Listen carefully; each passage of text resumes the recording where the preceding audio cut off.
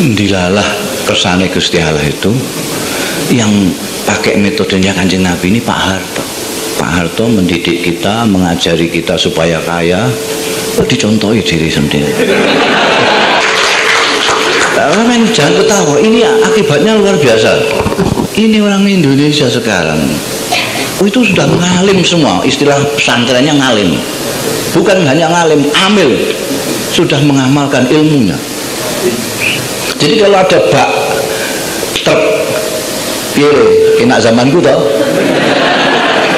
saya bilang iya mbah, wong biyen Soeharto ini mau sampean toh ya, saya kabeh wong Soeharto kabeh. 32 tahun, sampean jadi sarjana berapa tahun? Ini 32 tahun, sudah esteller ini. Sudah tinggalkan itu dikotomi bikinan kolonialis itu. Sekarang guru itu sama dengan kiai ya sama.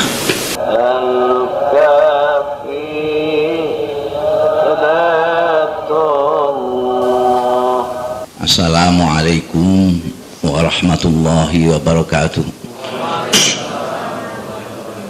Salam sejahtera untuk kita semua. Yang terhormat dan saya hormati Bapak Dekan dan ibu-ibu, bapak-bapak dosen, saudara saya Gus Chandra, teristimewa adik-adikku mahasiswa semua, rahimahullah. Pertama-tama saya harus memanjatkan puji syukur kehadirat Allah Subhanahu wa Ta'ala yang telah memperkenankan saya pagi ini sowan di kawasan intelektual yang menurut kabar-kabarnya universitas yang mempunyai concern untuk mengabdi kepada bangsa dan negara ini. Saya sungguh sangat dihargai diundang di sini. Nisbate gelandangan di sana karo dekan Fakultas Kehutanan.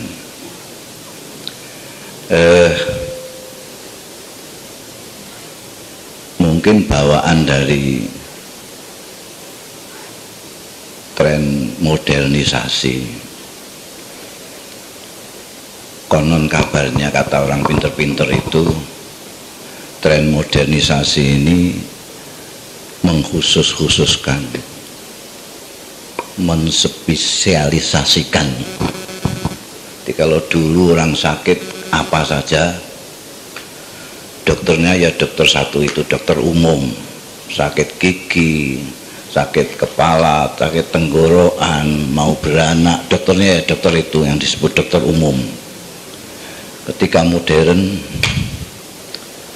terus ada dokter khusus gigi, dokter khusus THT. Ini kabarnya lebih modern lagi. Sekarang ada dokter khusus THT anak-anak. Jadi kalau bapaknya sampai anaknya kopokan kalau bisa,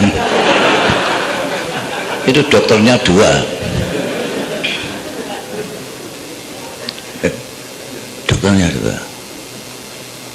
Di Fakultas Kehutanan ini kan juga sudah pengkhususan dari fakultas-fakultas di universitas, tapi masih dikhusus-khususkan lagi.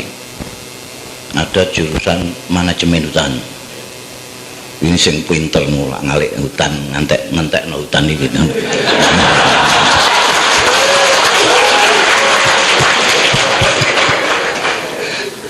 Tapi juga ada yang bagian konservasi ini. Nah, ini jadi sana yang bagian khusus manajemen rusak, sini bagian dandani. Nah, saya itu khawatir di dalam beragama kita itu juga ikut itu. Jadi ada yang spesialisasinya poso tok, salat yang enggak pokoknya poso. Itu ada yang spesialisasi haji ya terus saja. tapi korupsi terus. Itu memang spesialisasinya haji. Ada yang spesialisasinya gedobos tok itu. Ngomong yang mulia-mulia ini kelakuannya bagian wong liya lah. Aku sing bagian ngomong tok. Tapi bakal nanti jangan-jangan ada spesialisasi azan, ya azan tok sudah.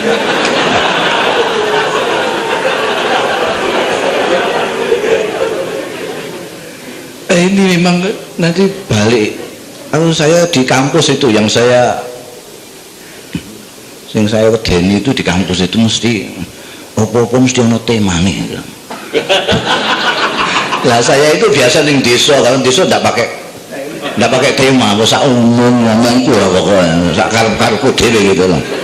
Kalau di kampus mesti ono. Apalagi kalau mahasiswa itu kadang-kadang temanya jauh. Aku nggak paham. Tapi sebenarnya tapi itu mumet juga ini, ilmu yang manfaat. Judulnya ilmu yang manfaat. Ini manfaat kanggo sapa dulu? Ilmu manfaat untuk siapa? Untuk mahasiswa nanti kalau sudah sarjana. Nek ndelok tadi itu apa lagu Gajah Mada tadi itu, GM tadi itu, himne GM itu. Sini untuk Indonesia itu manfaatnya. Tapi tadi disindir katanya banyak sarjana kehutanan tapi hutan rusak semua. Jangan-jangan kebanyakan itu jurusannya manajemen kehutanan.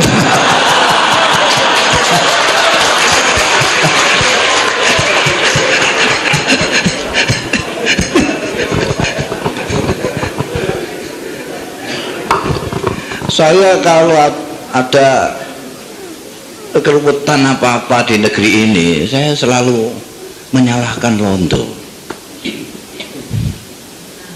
Kolonialis itu Londo itu dan kurang ajar tenan. Tadi disebut-sebut tentang pendidikan dan pengajaran, itu juga Londo yang bikin. Pengajaran dan pendidikan itu juga Londo. Ilmu juga dibegitukan sama Londo itu. Sampai sekarang ini menteri-menteri pun itu, termasuk menteri agama masih mengunyah-ngunyah produk kolonialis itu. Ada ilmu umum, ada ilmu agama. Ini sangat merugikan. Karena ilmu agama itu bagian dungo. Sing bangsa ngurusi hutan, ngurusi segala macam ini orang umum ini. Ini orang umum kabeh. Lah aku sing bagian orang umum dhewe. Wih dan itu terus kita terserplit. Ini dari mana? Dari pesantren. Oh, ilmunya agama ini. Ini dari mana? Perguruan tinggi. Oh, ini umum. Gue sing gawe jembatan barang iki sing umum. Ngurusi hutan ini. Bagian tungo ini. Ya. Padahal menurut Islam itu ilmu itu cuma satu. Yaitu ilmu fardu. Ilmu itu wajib dicari. Dari ilmu fardu ini baru dipecah dua, ada yang fardu ain, ada yang fardu kifayah. Fardu ain itu adalah ilmu tentang Gusti Allah. Jadi setiap orang di dalam Islam itu harus kenal Gusti Allah. Itu yang ilmu fardu ain, artinya setiap orang harus. Selain itu ilmu fardu kifayah semua, termasuk soal hutan. Kifayah atau ain ya namanya fardu ya harus. Nah sekarang tadi diingatkan oleh Bapak Dekan, niatnya apa? Sampean itu di kehutanan niatnya apa? Apa kepengin jadi menteri kehutanan atau kepengin jadi mantri kehutanan? Menteri apa mantri atau mau apa? Sebab niat ini yang paling pokok. Sekarang banyak pesantren-pesantren itu yang sudah mulai sadar bahwa dikotomi umum dan agama itu bikinan Londo kolonialis.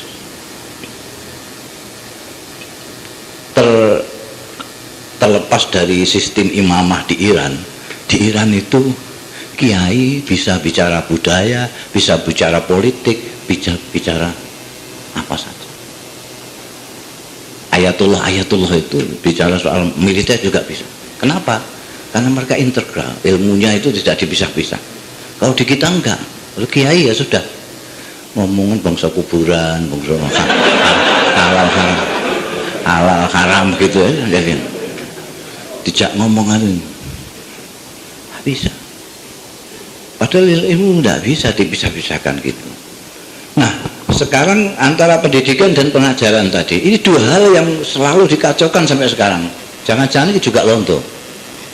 Aku senengannya ngeni Lonto aja. Pengajaran itu kan cuma memberikan informasi. Hanya memberi informasi. Anda sekarang dikasih informasi tentang seluk-beluknya hutan, mulai manajemen sampai bagaimana nanti teknologi, apa nama hasil itu, segala macam itu dikasih itu. Pinter sampean. Pinter. Tapi sampean ngamalno ilmunya apa enggak itu enggak. Soal kedua. Manfaatkan ilmu sampean untuk apa? Soal kesekian. Itu pengajaran. Dalam bahasa Arab pengajaran itu taklim. Komputer saya itu pinter tidak karuan. Dia apal hadis itu sampai putus-putus apa semua. Quran segala tafsir Bedawi sampai apa semua. Apa catur itu saya kasih dia informasi tentang catur, saya main catur sama dia kalah terus.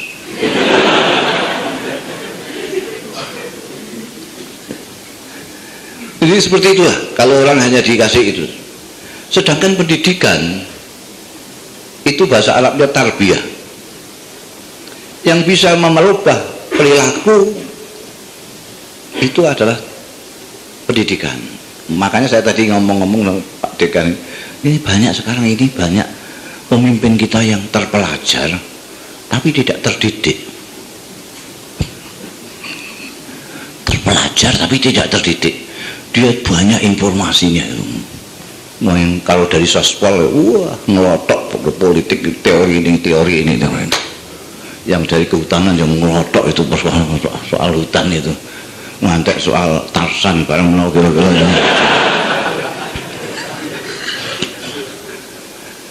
Tapi memanfaatkan ilmu ini bagaimana? Ini urusan pendidikan. Saya mau tanya sekarang, di mana pendidikan di kita ini? Para nusawu ini Pak Dekan kalau mengajar itu pakai kalau malam mendoakan mahasiswa enggak?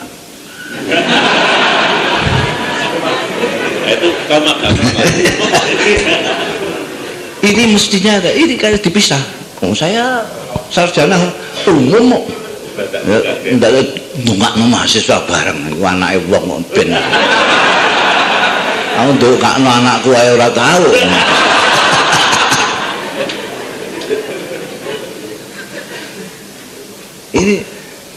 Ini akibatnya itu.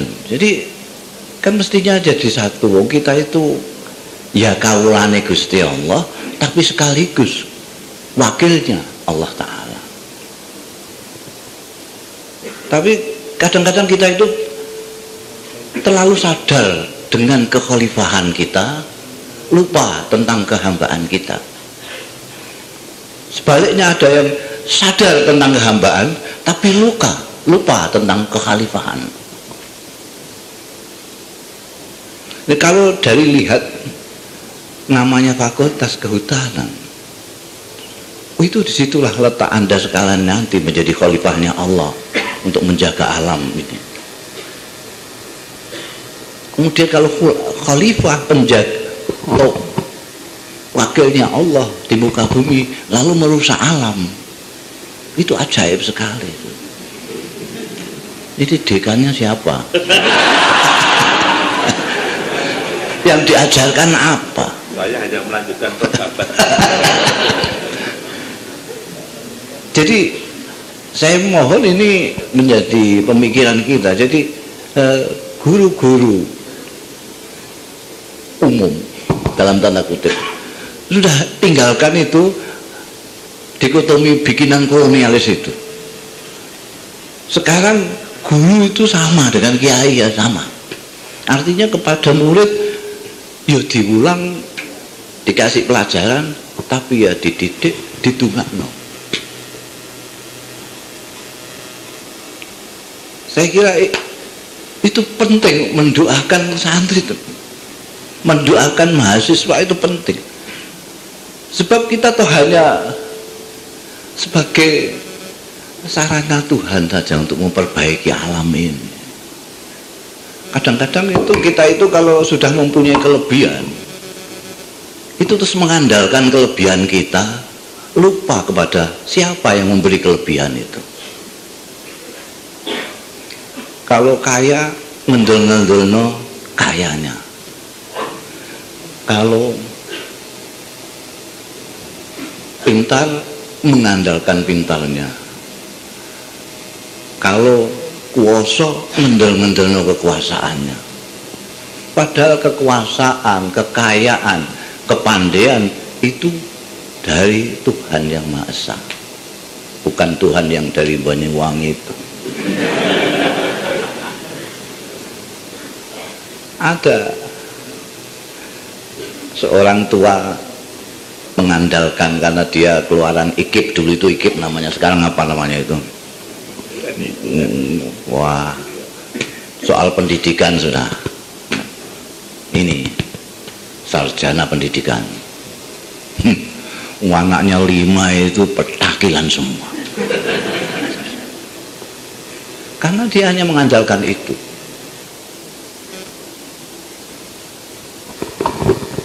Dan banyak sekali mereka yang diajari, terpelajari ini, itu sudah mencukupkan dengan pelajaran itu saja. Kelihatannya kalau Pak Dekan sudah mulai sadar tadi. Makanya ngundang saya ini mau melawan dikotomi itu dah. Ini biar untuk kenal Gusti Allah sithik itu.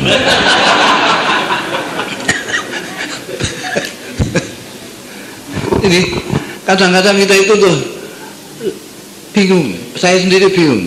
Jadi seperti tadi itu kan, itu kalau pakai peci itu Islam. Nah ini padahal ini oleh orang yang terkenal sufi sudah mengatakan bahwa yang pecian itu Islam. Jadi ini nggak Islam semua ya Bu. Padahal saya pakai peci ini karena saya pengagum Soekarno. Bung Karno itu pakai peci. Jadi mulai itu aku pakai peci. Bukan karena ini simbol Islam, Kak. Ini simbol Indonesia ini. Saya itbak Kanjeng Nabi Muhammad itu pakai serban. Karena Arab pakai serban. Saya pakai peci karena Indonesia pakai peci. Itu itbak Kanjeng Nabi gitu. Kalau kayak saya pakai serban malah menyalahi sunnah Rasul. Karena Rasulullah tidak pakai belangkon tuh.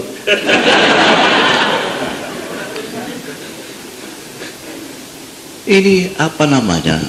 Memang antara pengajaran dan pendidikan ini memang penting, Pak Dek. Konon kabarnya dulu Ki Hajar Dewantoro itu mau diangkat jadi Menteri Pendidikan dan Pengajaran. Ndak kerso. Kalau Menteri Pengajaran tok saya mau. Karena di sini mau pengajaran tok. Nah, kalau tidak ada pendidikannya, maka bagaimana kita memanfaatkan ilmu itu sedemikian rupa sehingga seperti dikatakan oleh nabinya orang Islam, Nabi Muhammad sallallahu alaihi wasallam, khairukum anfa'ukum linnas. Yang terbaik di antara kalian adalah orang yang paling banyak memberi manfaat kepada manusia. Nah, kalau tidak bisa memberi manfaat kepada manusia, minimal jangan merugikan manusia, kan gitu. Nah, ini orang pandai kok malah ngerusak, itu gimana?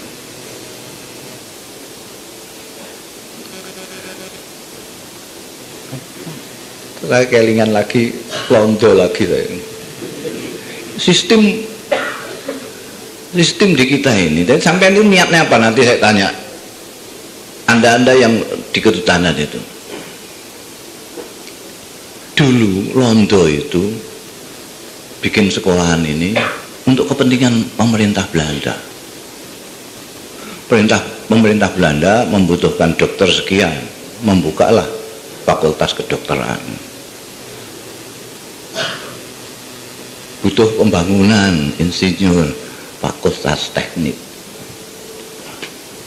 Ini untuk menjaga hutan, fakultas kehutanan.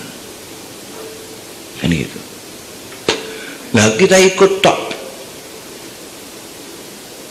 Makanya sampai ada istilah revolusi mental itu. Itu sebetulnya Jokowi itu menjiplak saya. Menjiplak bah kebenaran lah gitu ya. Bahasa halusnya kebenaran. Karena saya sudah mengucapkan itu pada awal reformasi. Awal reformasi saya nulis di Suara Merdeka dan di Jawa Pos. Saya sudah nulis. Pokoknya orang Indonesia ini kalau kepalanya tidak dicopot dulu, saya malah pakai bahasa ekstrim begitu. Kalau kepalanya orang Indonesia tidak dicopot dulu, diganti kepala anyar, ya insya Allah kiamat kurang 2 hari masih begini terus.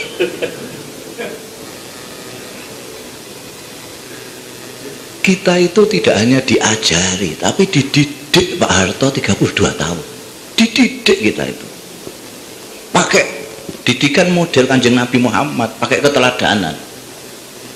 Kanjeng Nabi itu kalau mendidik orang, itu teladan.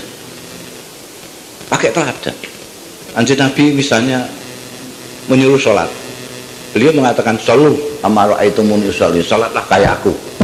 Jadi orang itu enak, oh ngono kuwi ta salat. Haji juga gitu, haji kayak aku. Muliakan istrimu seperti aku. Hormati tetangga, contohkan Kanjeng Nabi. Hormati orang tua, kayak Kanjeng Nabi. Sayangi anak muda, kayak Kanjeng Nabi. Karena beliau begitu mendidiknya secara keteladanan seperti itu, maka sahabat-sahabat pada zamannya itu hampir mirip-mirip semua sama Kanjeng Nabi itu. Mirip bukan pas, kalau pas mana Nabi kembar pirang-pirang. Karena diajar secara keteladanan. Lah, kemarin itu sementara kiai-kiai yang katanya penerus Nabi itu kalau mendidik tidak model Kanjeng Nabi, ya adalah tapi 1-2. Yang lainnya tidak. Kalau ngajari ya saudara sekalian ini supaya rukun, tapi dia sendiri provokator itu. Sampean semua itu supaya jadi orang yang dermawan, yang loman kayak Kanjeng Nabi, dia sendiri meditnya setengah mati. Dilalah kersane Gusti Allah itu yang pakai metodenya Kanjeng Nabi ini Pak Harto. Pak Harto mendidik kita, mengajari kita supaya kaya, dicontohi diri sendiri.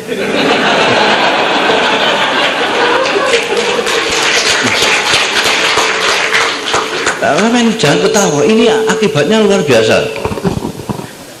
Ini orang Indonesia sekarang, itu sudah ngalim semua, istilah pesantrennya ngalim. Bukan hanya ngalim, amil, sudah mengamalkan ilmunya. Jadi kalau ada bak truk, enak zamanku toh. Saya bilang, iya mbah, wong biyen Soeharto ini mau sampean toh ya. Saiki kabeh wong Soeharto kabeh. 32 tahun. Sampai jadi sarjana berapa tahun? 5 tahun tambah SMP SD berapa? 20 berarti Pak. Ya, berapa? Ini 32 tahun. Sudah esteller ini. Di pesantren ada istilah ilmu yang sudah malakah. Istilah ilmu yang sudah malakah itu artinya yang sudah balung sumsum. Jadi kalau misalnya dalam ilmu gramatika Arab itu kalau ja'a zaidun, ro'a itu zaidan. Zaidnya ini berubah-berubah belakangnya. Kalau dikasih ja'a dibaca zaidun. Kalau dikasih ro'a itu zaidan. Kalau dikasih maror itu bizaidin dan itu. Itu orang yang ilmu nahwunya, gramatika Arabnya sudah malakah. Itu dengar ja'a zaidan salah. Dalilnya apa? Rasa dalil-dalilan ning kuping ra enak. itu ilmu yang sudah malakah begitu. Nah, mungkin kalau Pak Dekan ini ndak usah ndelok teori-teorinya lagi lah. Kalau ada kebakaran hutan gitu sudah tahu ini dari mana, asal usulnya dari mana kan tahu ini. Iki jarakan sistematis atau apa? Siapa di belakang pembakaran ini dan lain sebagainya. Siapa yang nyolongi hutan ini siapa? Mesti ini ngerti tapi menengahi. Itu ya termasuk dosa itu.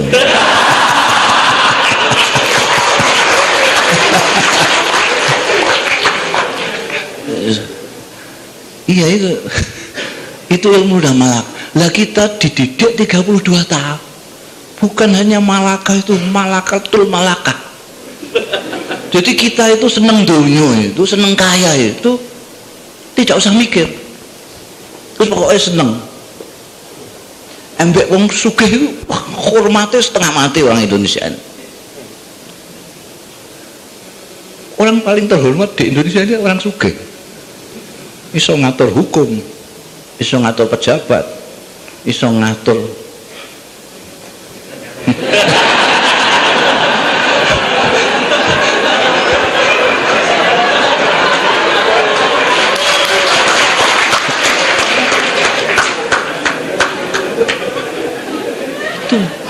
maksudnya ngatur lingkungan Terus ingin rusak hutan utawa kowe sekalian jadi orang hutan ya iso. Itu kan diatur semua. Orang sekarang nyalon bupati harus punya duit minimal 5 miliar minimal itu. Gak duit saja macam-macam nyalon gak bisa. Nah kalau tidak punya duit bagaimana kalau kepengin? Yang golek konco sing sugih duit. Kan gitu. Maka yang sugih duit ini investasi kepemimpinan. Aku mek kowe semene miliar tuh ya. Dadi engko bagai iki alas iki semene kanggo aku. Jadi kalau kepala ndak dicopot, jadi istilahnya ya Pak Jokowi revolusi mental, kepala copot dulu. Iki sing marakno kepala lawas itu, sing sudah dicekoi sekian lamanya untuk menyintai dunia berlebih-lebihan. Wong Mudin aja, Mudin tahu Mudin ya? Kaum. Mudin itu akronim dari Imamuddin, betulnya. Imamuddin dari Mudin. Imamuddin itu pemimpinnya agama di desa. Itu kalau yang undang itu orang kaya, itu tahlilnya sampai 1000.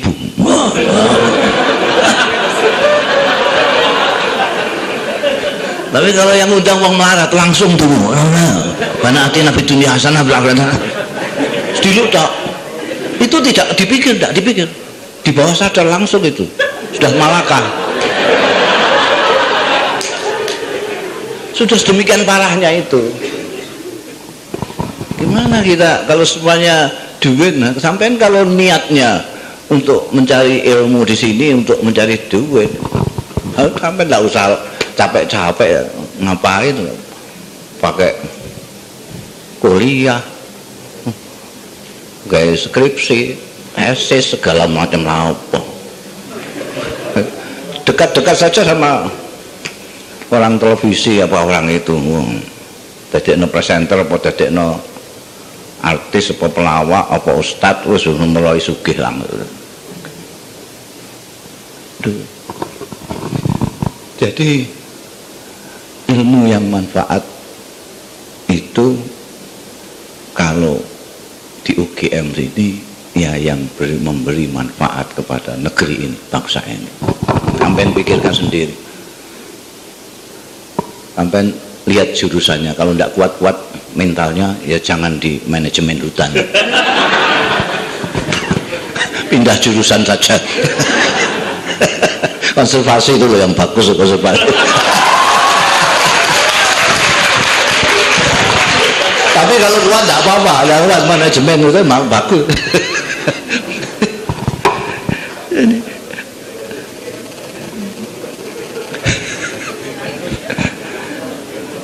Jadi saya di mana-mana lalu menganjurkan bagaimana melawan ini. Kalau kita itu mau revolusi mental, itu kan kita harus tahu dulu tuh mental kita selama ini bagaimana. Kalau mental kita selama ini sudah baik, kenapa direvolusi gitu? Kita harus menyadari dulu bahwa mental kita selama ini sudah dihancurkan selama ini, dihancurkan. Dulu itu sampai masih ingat anggota dewan itu isane mau setuju tak udah wis selawase setuju sampai saya bikin puisi judulnya iya ini setuju. Ada kucing masuk di gedung parlemen setuju. Begitu Pak Harto lengser kemaruk terusan, tidak terus saja interupsi itu sekarang ini nggak karuan dunungannya. Ini mentalnya masih mental, iya. Kamu tambah parah sekarang itu. Dikon makili kondangan berkata di pangan dewe, sangu transportnya kalau dimplop kabeh itu juga karu-karuan. Jadi yang utama ini saya pesan ini kuliah perdana ya, namanya kuliah perdana. Saya bolehkan saya mengingatkan adik-adik ini dipoto niatnya yang betul-betul bagus. Niatnya golek ilmu itu apa? Kadang-kadang kita itu melakukan sesuatu tanpa niat. Kawin aja orang niat kok. Ditakoki kok kawin ada apa? Ya kiwa temen do kawin masuk aku. Itu enggak niat itu. Golek ilmu ya wis ora niat ra apa. Lah saya memang diterimanya di Fakultas Kehutanan ya Pak. Ya senajan begitu tapi kan bisa diatur niatnya itu. Terus mentang-mentang karena yang terima Fakultas Kehutanan, saya sebetulnya juga daftarnya ke 2 fakultas tapi yang diterima di sini ya. Tapi itu kan bisa diniati ketika mulai pertama kali saya di kehutanan ini niatnya apa? Itu nanti yang akan membimbing Anda sampai sarjana itu niat Anda sekarang itu. Kalau tanpa niat nanti nggak kawan dunungan ya sampean itu. Nggak benar.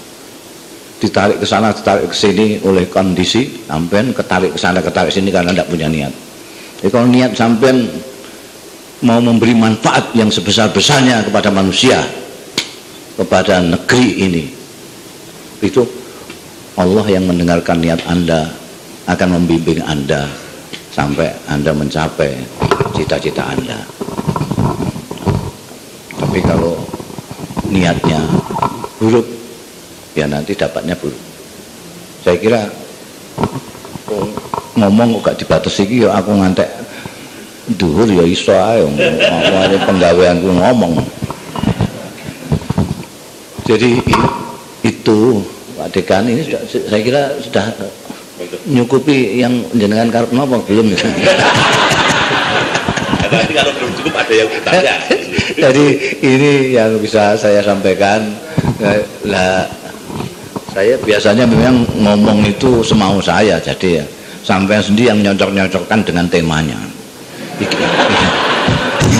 Ini sing cocok nanti tema gitu. Itu kebiasaan saya. Jadi begitu, kurang lebihnya mohon maaf. Assalamualaikum warahmatullahi wabarakatuh. Assalamualaikum warahmatullahi wabarakatuh. Perkenalkan, nama saya Vanila Nesita. Nah, sebenarnya saya ini bukan dari Fakultas Kehutanan. Saya dari Sastra Indonesia Fakultas Ilmu Budaya UGM. Saya mau tanyakan, biasanya kalau dalam ilmu taklim itu kan ada ilmu yang bermanfaat itu ketika kita bisa menghormati guru kita. Nah, sekarang ini kan ada misalnya guru maupun dosen itu cuma mengajar saja, tapi dia tidak memberikan apa yang sebenarnya kita butuhkan. Misalnya kayak sopan santun atau apa gitu, itu jarang diajarkan kepada kita. Nah, terus bagaimana cara kita agar ilmu yang kita dapatkan dari guru tersebut itu bisa bermanfaat dan kita itu tetap bisa menghormati guru tersebut? Terima kasih. Assalamualaikum warahmatullahi wabarakatuh. Sebelumnya terima kasih kepada Gus Chandra atas diberikannya kesempatan bertanya pada saya. Saya ingin menanyakan ini, Gus. Sejujurnya saya senang ada acara seperti ini. Dan seringkali kalau saya pribadi di awal itu misalnya ada acara seperti ini tuh di hati ini ada semangat. Maksudnya ada senang di hati. Tapi kalau udah berjalan, kalau misalnya berjalan itu seringkali saya itu lupa. Bisa dibilang niatnya agak berubah-berubah. Nah, apakah ada nasihat untuk saya pribadi dan apakah harusnya seperti apa di lingkungan yang seperti ini, Gus? Terima kasih. Wassalamualaikum warahmatullahi wabarakatuh. Assalamualaikum warahmatullahi wabarakatuh. Waalaikumsalam. Sebenarnya saya malu berdiri. Beneran. Ya. Baik. Nama saya Safira Rahma dari Fakultas Pertanian UGM. Tahun ketiga. Mohon maaf kalau suara saya kurang kencang.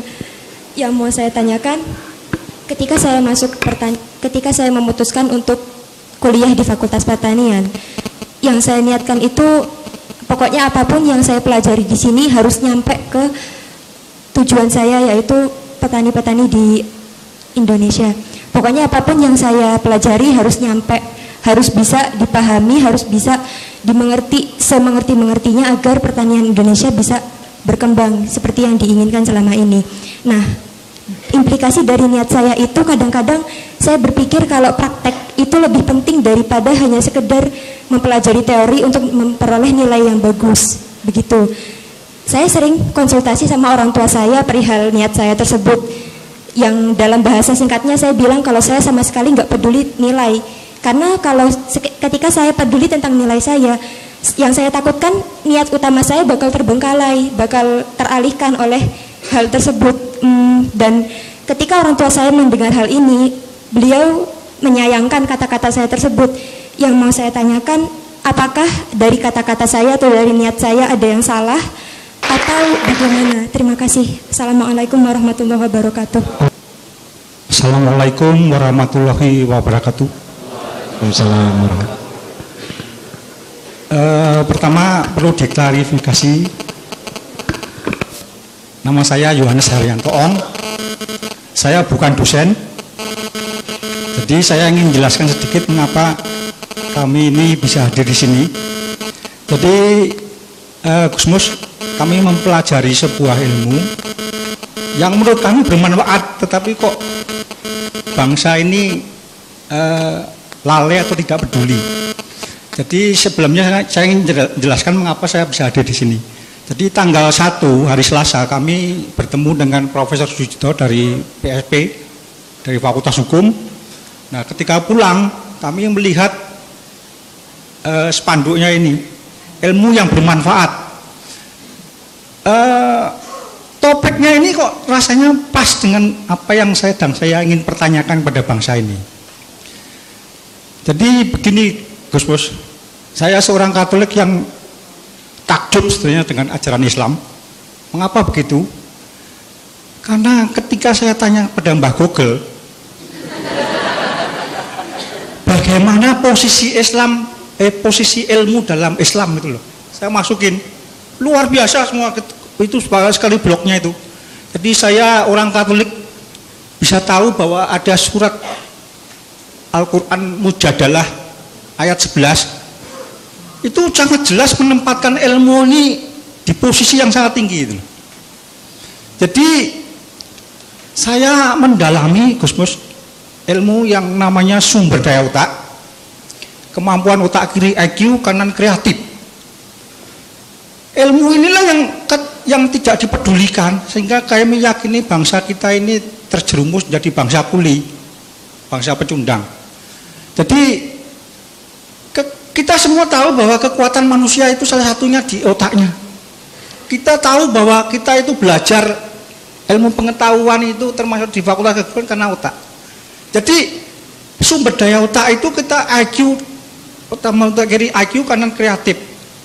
Yang saya pertanyakan, kalau masalah pengukuran kita sudah tahu mengukur IQ. Yang saya gugat adalah hukum perubahannya. Jadi ilmu ini kan cuma memahami hukum perubahannya. Nah, ini sama sekali tidak dipelajari bahkan di Fakultas Keguruan FKIP. Yang saya pertanyakan Gus Mus, pertama, apakah ilmu ini tidak bermanfaat sehingga guru-guru yang sebagian besar Muslim itu tidak mempedulikan ini? Atau yang kedua, apakah bangsa kita itu lalai terhadap ilmu ini sehingga tidak ada satupun lembaga yang mengurusinya? Sekian Gus Mus, terima kasih atas waktunya. Terima kasih kepada penanya.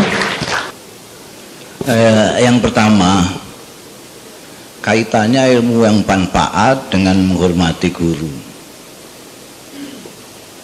Itu biasanya gurunya yang menanamkan begitu. Kalau kamu tidak menghormati aku, ilmumu nggak manfaat gitu.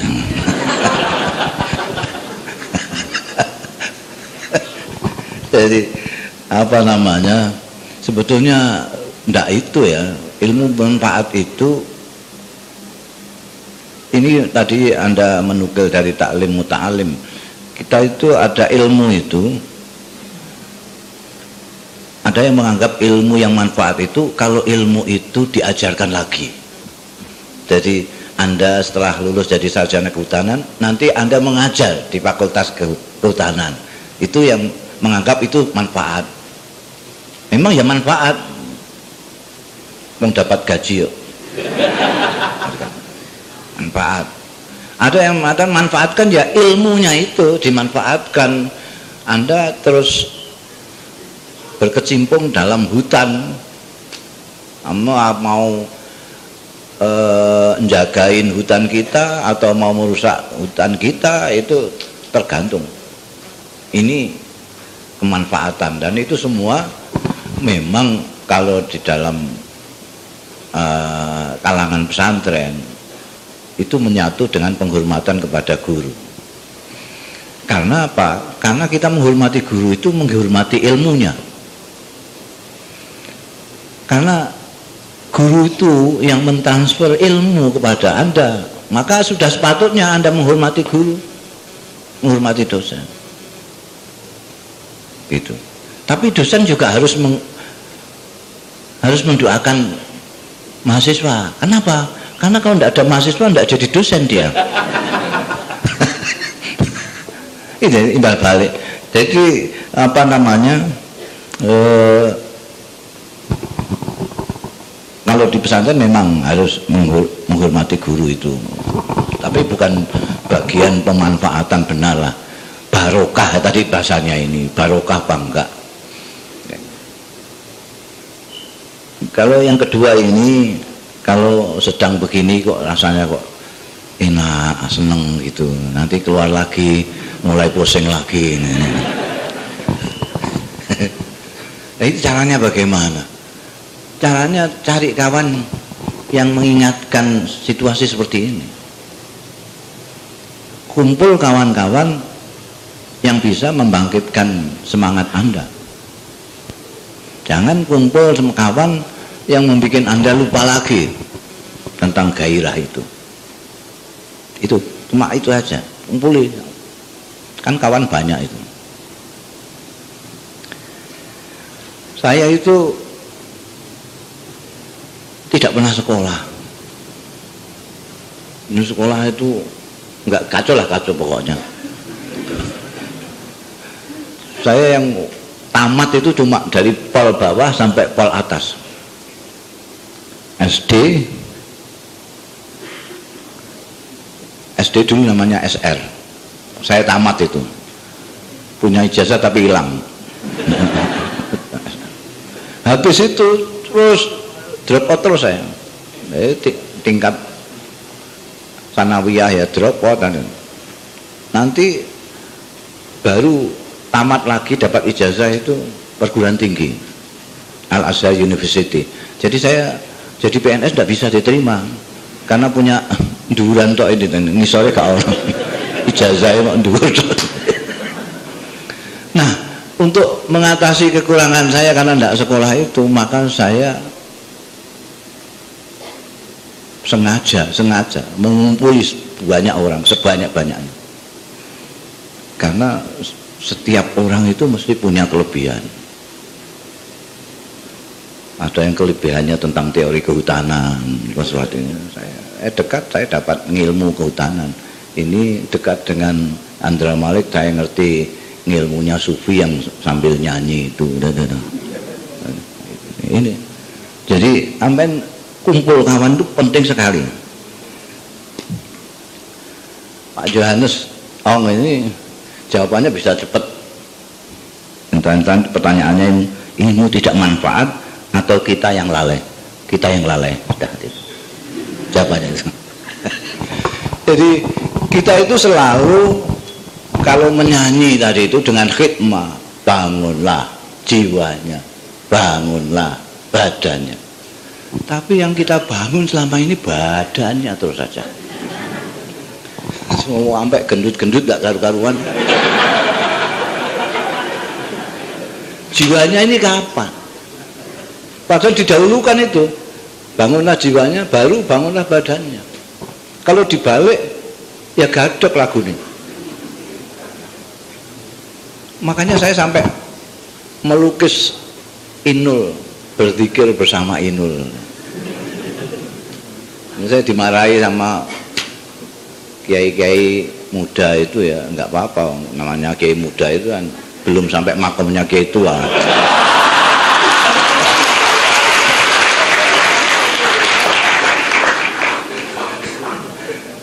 Jadi sampai kita itu sampai apa? Berzikir pun itu hanya menggunakan daging. Berzikir. Ketika saya ditanya sama siapa? Andi Noya tanya, kenapa kok Inul? Ya Inul itu menurut saya simbol daging yang paling daging.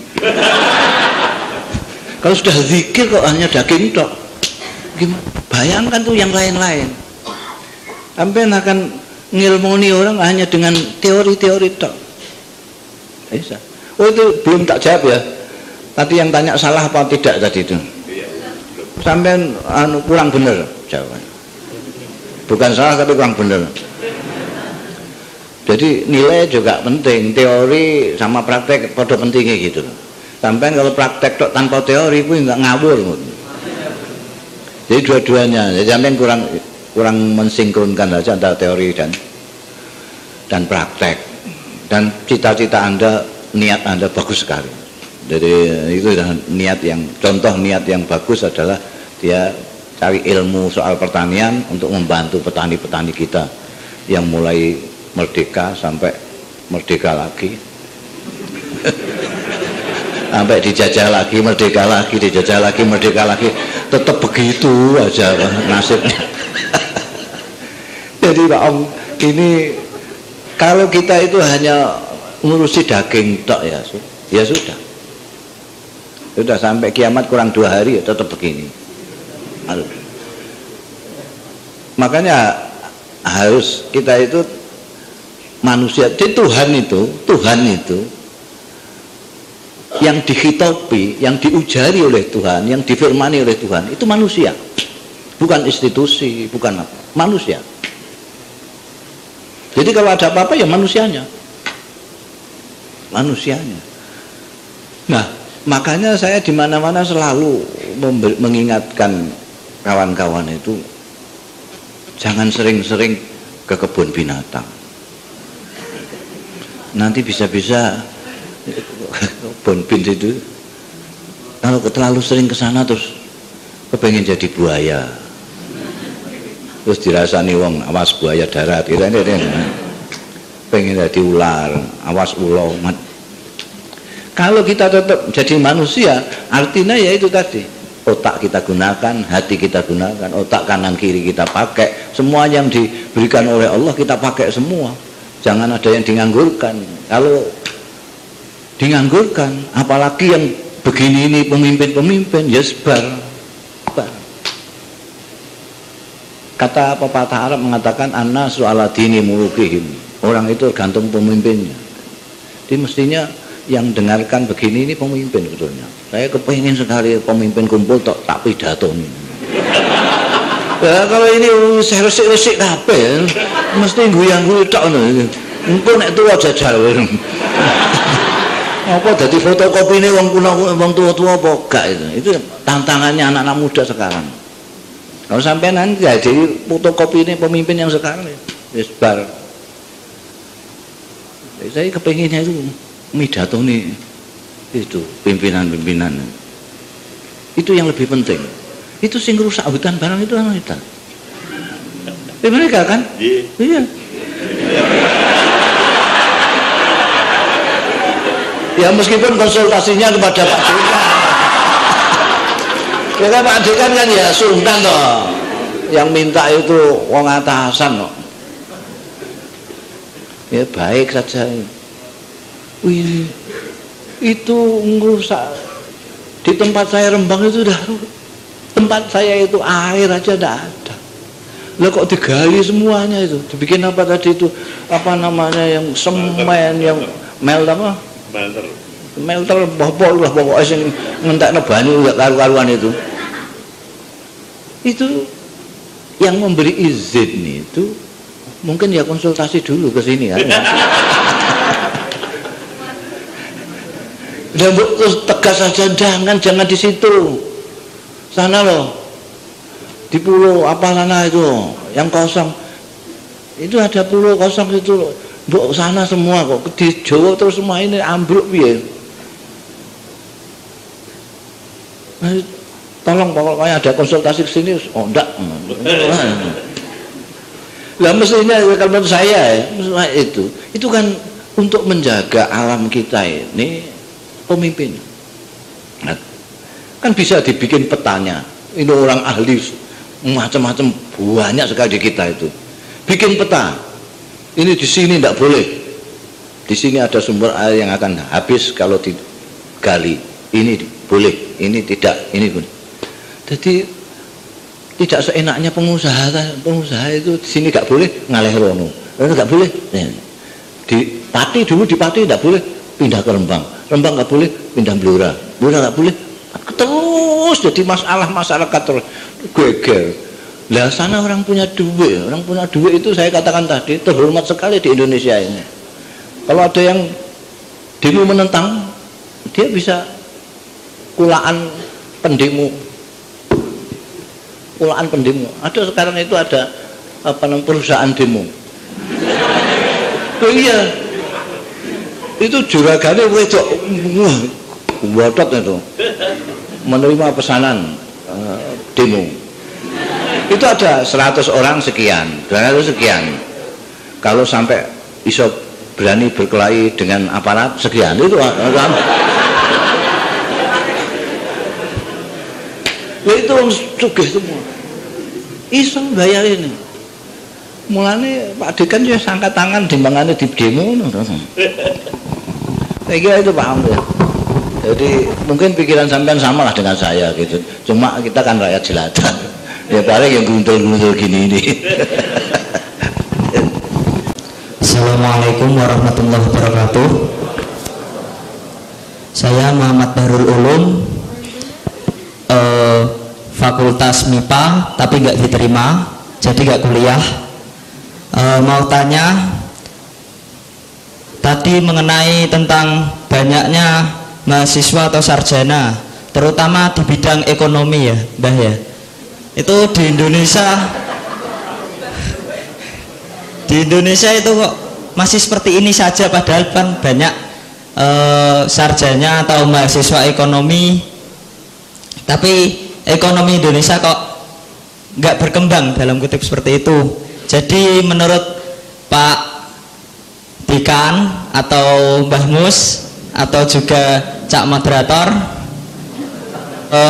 bagaimana mau tanya tentang pengkontribusian para sarjana khususnya dalam bidang ekonomi ya, untuk mengkontribusikan ilmunya pada negara.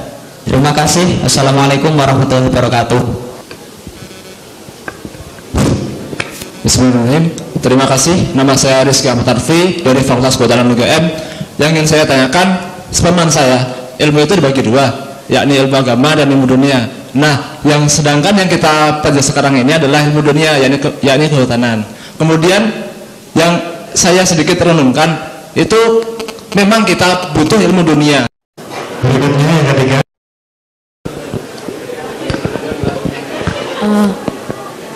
Bisa buruk-buruk tentang kehutanan tadi sendiri. Khusus untuk fakultas saya kan maba, jadi adakah kiat-kiat khusus buat kita agar menjadi khalifah dan hamba Allah yang baik untuk kedepannya? Terima kasih. Wassalamualaikum warahmatullahi wabarakatuh. Waalaikumsalam warahmatullahi wabarakatuh. Baik, terima kasih. Assalamualaikum warahmatullahi wabarakatuh. Saya Rohman, dosen dari bagian manajemen hutan.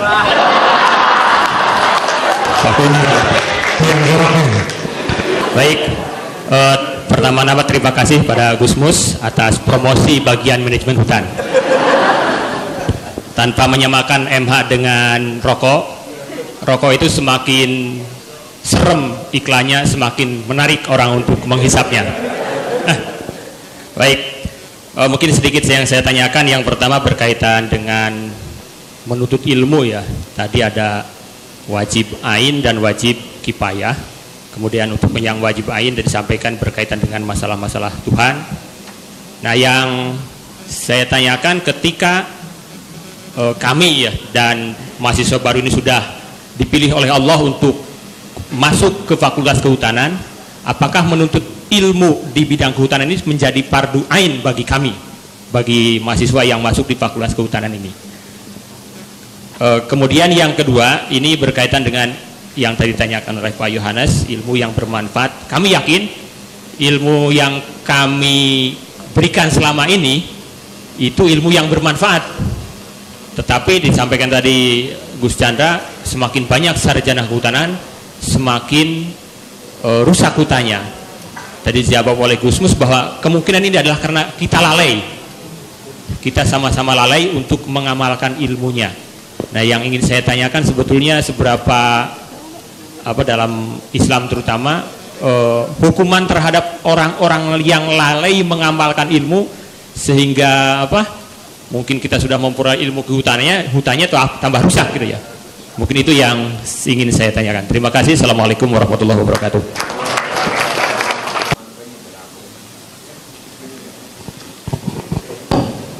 Tadi seingat saya pertanyaan yang pertama tadi tujukan Pak Dekan segala macam tadi itu. Ini saya tadi bilang tergantung niatnya orang ya. Ada orang di Indonesia ini belakangan seperti tadi disinggung ya, di eling Gusti Allah itu ada waktu ujian tok. Itu pada waktu ada UAN apa-apa itu, wah itu ada tren anak-anak SMP SMA itu berbondong-bondong ke kiai minta didoain. Dulu-dulu tidak pernah itu saking wedine nek gak lulus kan gitu. Jadi ada kiai yang marah-marah karena anak-anak ditanya, kamu ingin ilmu yang manfaat apa ingin lulus? Lulus. Ilmu manfaat apa lulus? Lulus itu. Diusir dah sana. Enggak mau doain aku. Karena mereka inginnya lulus. Mendingan yang lulus. Ada yang tidak lulus tapi ingin langsung saja yang apa namanya instan sekali itu. Jadi sekarang banyak perusahaan ijazah itu. Jadi terus minta ijazah. Jadi sudah kuliahnya saenake dhewe, sing mulang ya saenake dhewe. Wong saya mulang tenanan ya mahasiswane ya ngono wae. Gajiku ya ora mundak-mundak, lha apa anake wong dipeni. Semuanya saenake dhewe. Akhirnya sarjana pun sarjana saenake dhewe. Itu bicara elek-elek negatif gitu kira-kira. Ekonomi yang sampean kenal ekonomi itu ekonomi yang seperti itu. Ada lagi yang positif ya, yang husnuzonnya ya, memang masalahnya terlalu besar. Masalahnya terlalu besar sehingga ilmunya ekonom ini tidak nyandak gitu. Mikirno ekonomi Indonesia ini gak nyandak. Nah, kalau bangsa Singapura itu dengan penduduk Rembang aja banyak penduduk Rembang. Saya bisa jadi presiden di Singapura. Indonesia ini bayangkan sekian ratus juta, sekian ratus pulau, tidak karu-karuan, sekian etnis, sekian agama, tidak jelas. Semuanya jadi masalah kabeh. Satu minta BBM naik, satu tidak. Saya kepengennya beras muda, wong gak setuju kabeh. Ya nek gak beras ya gabah lah. Ya maksud saya supaya petani-petani itu ngrasakno undang-undangan rego itu. Masa dia yang bagian ngelongsor terus saya. Nanti mungkin yang apa namanya akademisi ini yang nanti yang jawab soal ekonomi itu, kontribusinya sarjana ekonomi apa. Sebetulnya saya bukan sarjana apa-apa, yang tidak bisa jawab. Kalau sarjana ekonomi saya bisa jawab itu. Ini pertanyaan sampean mestinya kepada sarjana ekonomi. Ini yang banyak sarjana kehutanan. Ini sekali lagi tadi ilmu agama sama ilmu dunia itu balik meneh itu londo itu kolonial. Tidak ada. Jadi saya katakan kalau di Islam tidak ada. Semua ilmu fardu. Karena itu kalau kita melaksanakan dengan sadar bahwa itu adalah kefarduan dan saya melaksanakan kefarduan, itu ibadah. Tidak usah menjadi fardu ain, tidak usah. Ya tetap fardu kifayah itu aja. Fardu ain itu artinya semua orang. Lah kalau fakultas kehutanan terus fardu ain, kuwabe harus di fakultas kehutanan. Ambrol sini. Itu sama, fardunya sama. Cuma kalau fardu ain semua orang. Kalau fardu kifayah asal sudah ada, yang lain sudah gugur, tidak wajib. Karena di sini sudah sekian banyaknya yang belajar tentang kehutanan, saya tidak perlu belajar kehutanan. Itu namanya fardu kifayah. Jadi kalau apapun yang Anda lakukan, kalau di dalam Islam, apapun yang Anda lakukan, kalau dikaitkan dengan perintah Tuhan, itu menjadi ibadah. Menurut istilah sampean menjadi agama. Meskipun Anda kelihatannya seperti baca Quran, itu bisa menjadi dunyo. Tergantung sampean. Sampean kalau ikut MTQ, itu dunyo. Enggak ono ganjaran belas. Loh niatnya golek piala kok, bukan pahala kok. Masa orang mau MTQ mau golek pahala? Itu semua niat. Makanya saya katakan tadi, niat paling penting. Sampai di sini harus niat bagaimana? Niat cari ilmu. Ilmu itu fardu. Saya menjalankan fardu. Itu sudah ganjaran. Apalagi kalau diniati nanti akan saya sumbangkan ilmu saya kepada rakyat kita, bangsa kita. Oh, tambah double. Ganjarannya double. Itu ada. Jadi bukan fardu ainnya, fardu kifayahnya, yang fardunya itu.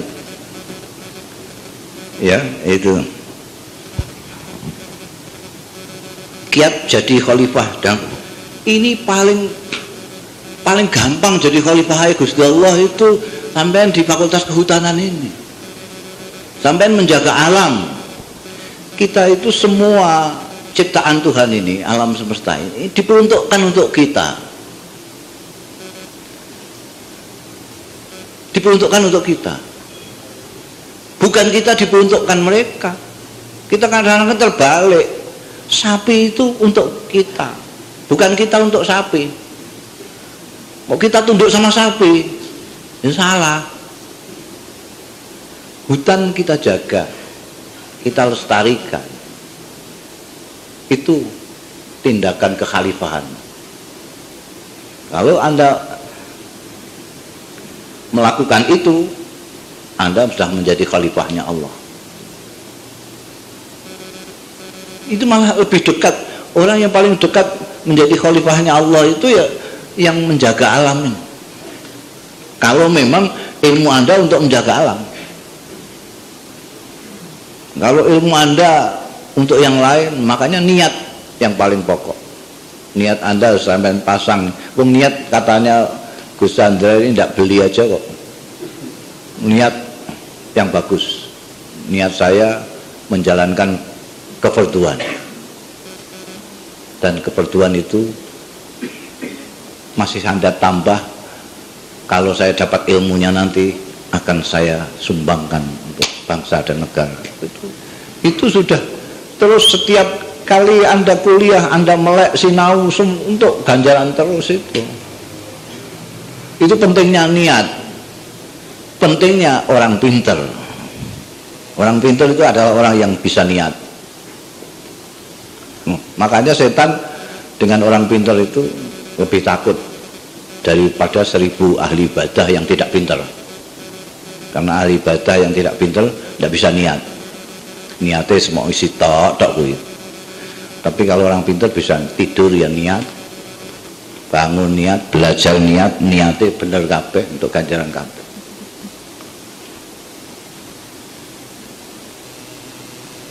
Terus ini pertanyaannya nanti apa tadi yang terakhir ini Pak?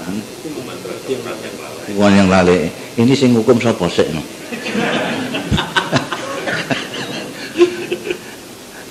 Yang hukum siapa dulu? Kalau yang hukum Gusti Allah ya, agak wani jawab Gusti Allah itu. Kadang-kadang di ngapura bareng Gusti Allah ya. Tapi kalau menurut kitab-kitab itu, orang yang tidak mengamalkan ilmunya itu mu'adzabun min qabli ubadil wasan. Orang yang tidak mengamalkan ilmunya itu diazab sebelum penyembah-penyembah berhala. Oh, ngeri itu. Dan punya ilmu nggak diamalkan itu nanti disiksanya, dihukumnya itu sebelum penyembah-penyembah berhala dihukum. Itu menurut kitab. Menurut Gusti Allah ya terserah Gusti Allah. Gusti Allah mau ngukum, tidak mau ngukum itu terserah. Gusti Allah itu kan maha semau gue.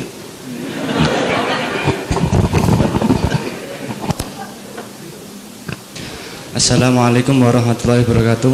Waalaikumsalam. Nama saya Berali Kasim, saya mahasiswa Fakultas Kehutanan tahun 2015, saya masih baru.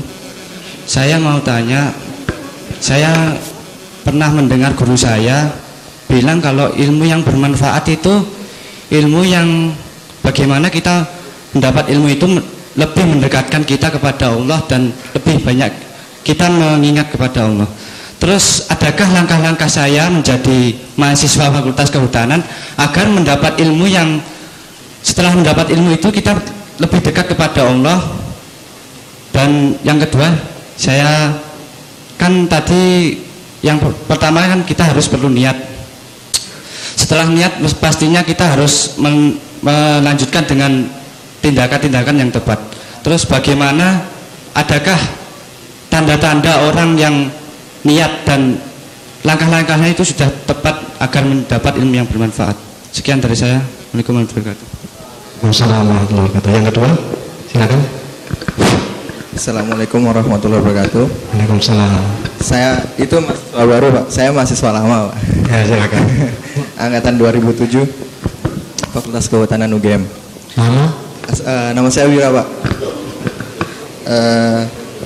Saya mungkin menjawab sisi dari yang sudah pernah sarjana, Pak.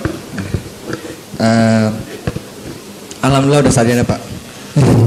Jadi ada suatu dilematis saat kami sarjana kehutanan, apakah ingin melanjutkan kerja di hutan apa tidak kerja di hutan, Pak, atau kerja di PNS salah satunya, Pak. Nah, hampir seluruh kami merasakan apabila kami kerja di HPH, kami hanya dimanfaatkan, tidak bermanfaat menurut kami, Pak.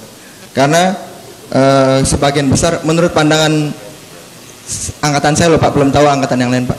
Nah, jadi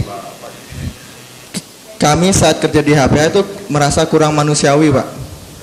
Nah, apakah kami tetap di ilmu kami mengusahakan hutan agar tetap lestari, apa kami pindah ke perusahaan-perusahaan hutan, tapi kami merasa benar-benar bermanfaat karena kami mendapat nilai yang lebih bermanfaat dari kerja di luar hutan. Terima kasih, Pak. Wassalamualaikum warahmatullahi wabarakatuh.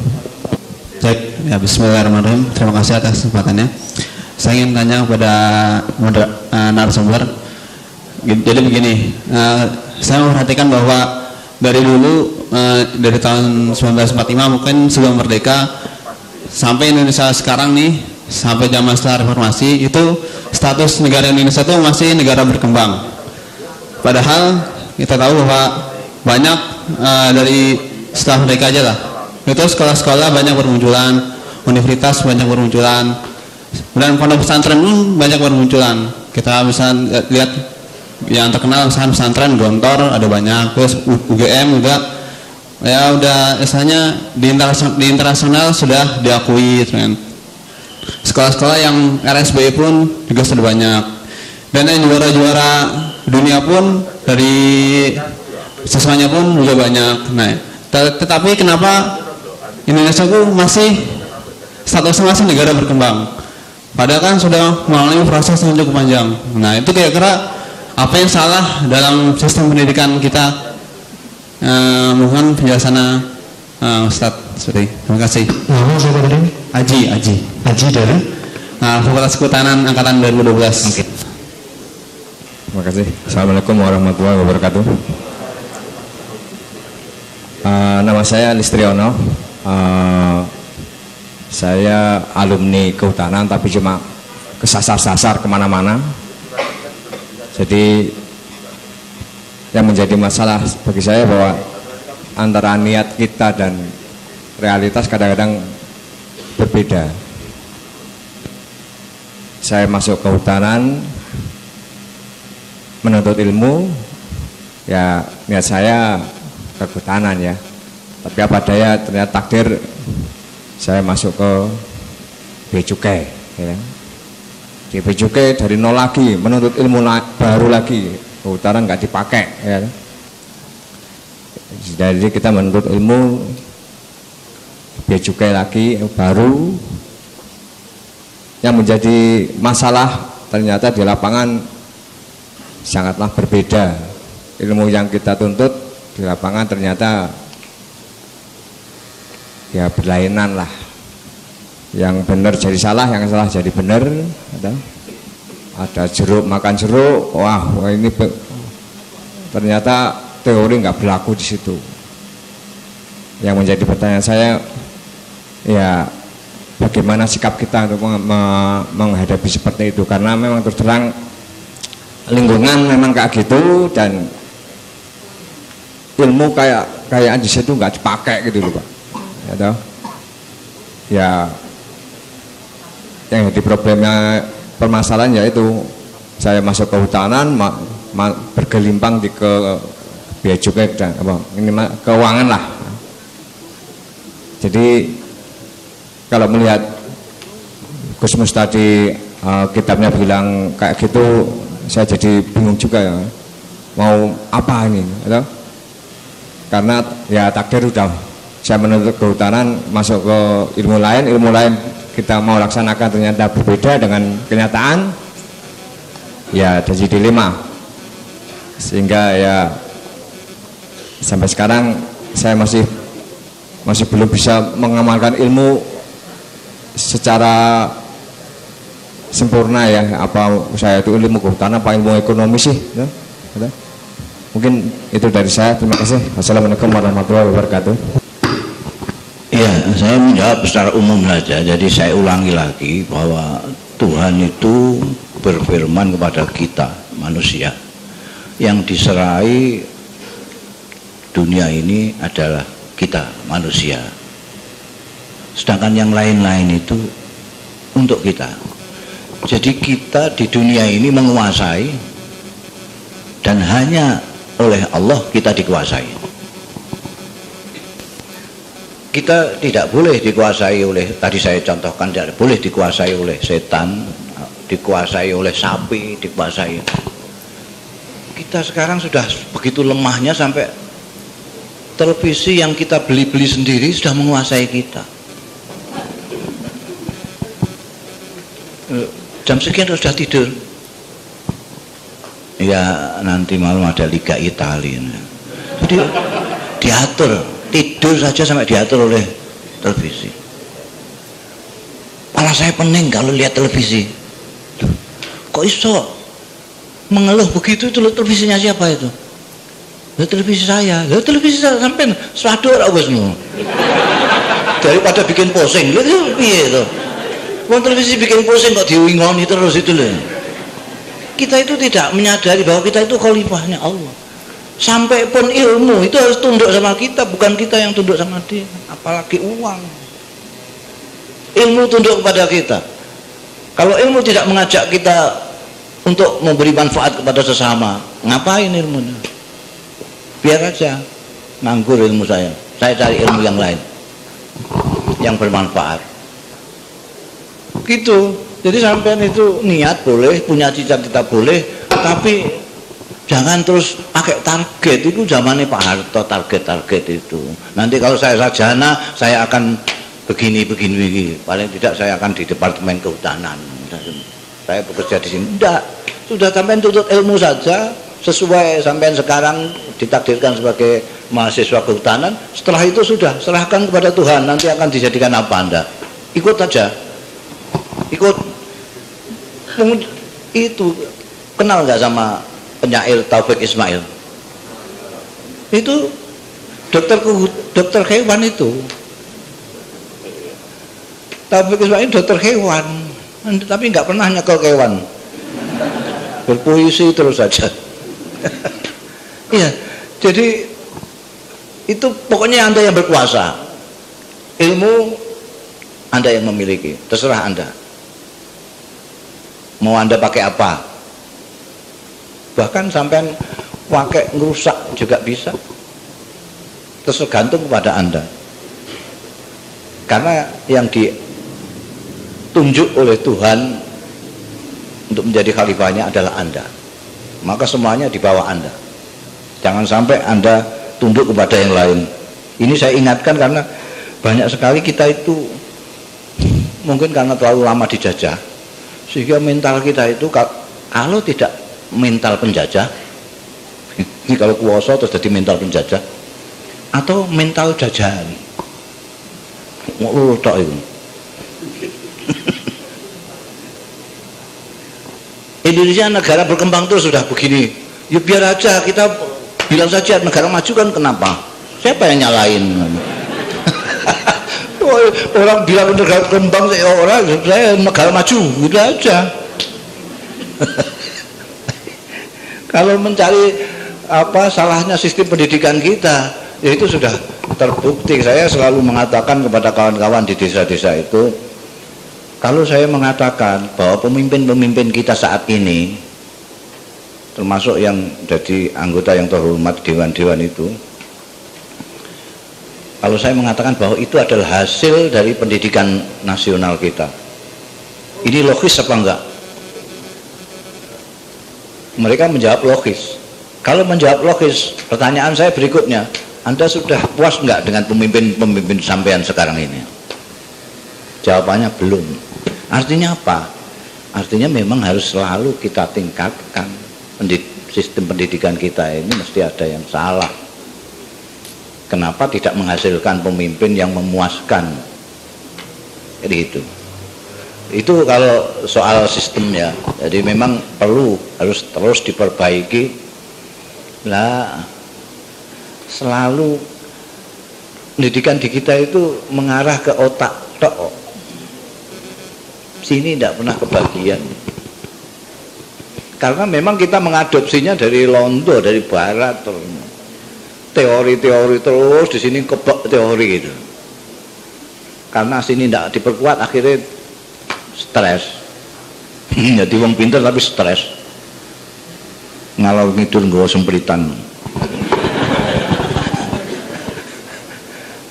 Jadi harus ada imbang antara ini. Jadi kalau memang di dalam tempat belajar Anda tidak ada, Anda sendiri yang memunculkan dalam diri Anda. Munculkan itu niat ibadah dan sebagainya itu. Ingat terus Tuhan. Ketika Anda belajar, ingat, saya hanya berusaha mendapat ilmu Tuhan, tapi yang memberi ilmu Engkau. Berikanlah aku ilmu. Setiap kali sampai jangan sampai lupa sama Tuhan, itu sudah sangat beragama sampai tidak, meskipun ilmu sampean katakan ilmu dunia. Itu persoalannya kan cuma itu tok. Itu kalau dalam bahasanya ini namanya muraqabah. Jadi setiap saat Anda harus ingat, sampai ke hutan, ingat Gusti Allah, saya khalifahnya. Ini harus saya jaga. Ini ada maling pohon-pohon ini ya, harus saya lawan. Ada yang merusak miliknya Tuhan yang saya dikuasai, beri kekuasaan. Begitu. Jadi apapun ilmu Anda bisa manfaatkan sesuai Anda sebagai khalifahnya Allah dan hambanya Allah. Jangan sampai Anda diperkosa oleh ilmu sampean terus golek departemen kehutanan apa golek alas terus saya mergo ngilmu alas dadi sing digoleki alas tok itu. Nah, harus begitu. Tapi Anda yang memanfaatkan ilmu Anda, jangan ilmu memanfaatkan Anda. Saya kira itu. Puas enggak puas ya itu. Emangnya saya tukang memuaskan orang. Demikian sekali lagi, mohon maaf terutama kepada ibu-ibu, bapak-bapak dosen, Pak Dekan. Assalamualaikum warahmatullahi wabarakatuh.